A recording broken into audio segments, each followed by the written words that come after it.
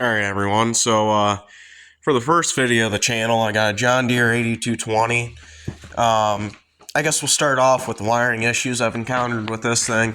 The original problem was when the brake pedals would come up, it turned the flashers on, and then my stubble lights and my rear lights here would turn on, or turn off, sorry.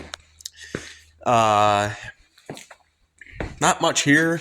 There's a switch up here, which I'll show you, that turns on and off your brake lights. Shafts come down from there to your booster right here.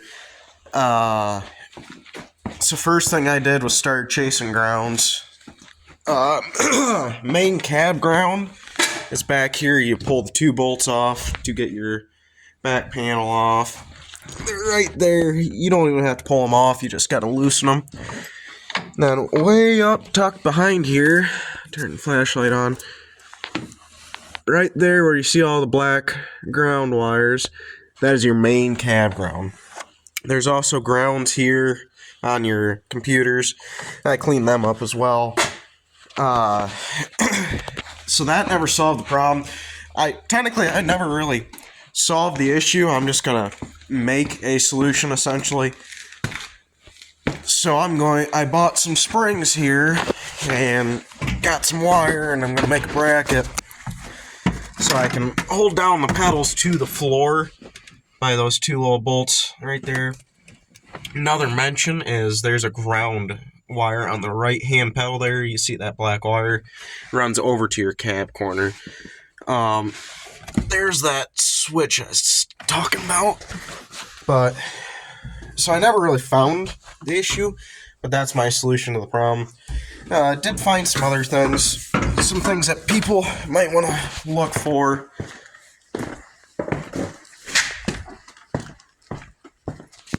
Back here, where the main wiring harness goes under the cab, there is a hydraulic hose right there, the top one.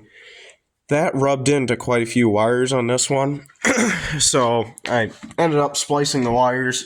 I still have to wrap it, but something to look at on your 8220 or 20 series if you're having any issues.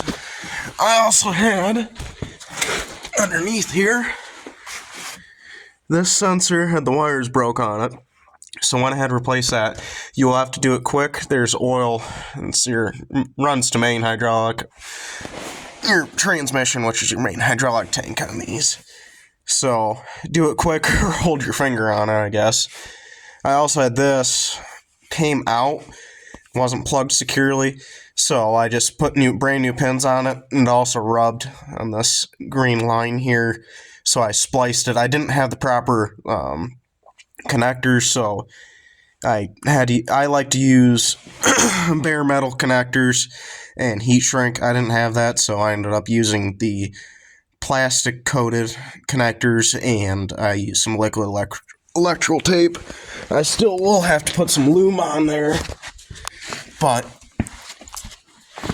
we'll do that later.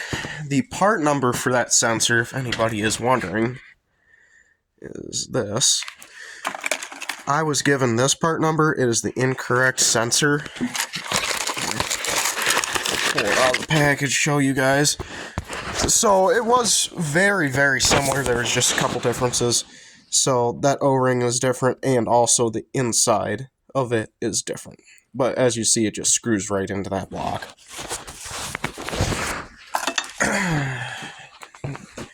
One other thing to mention, if you're having issues with your radio, there is a ground on top of the cab,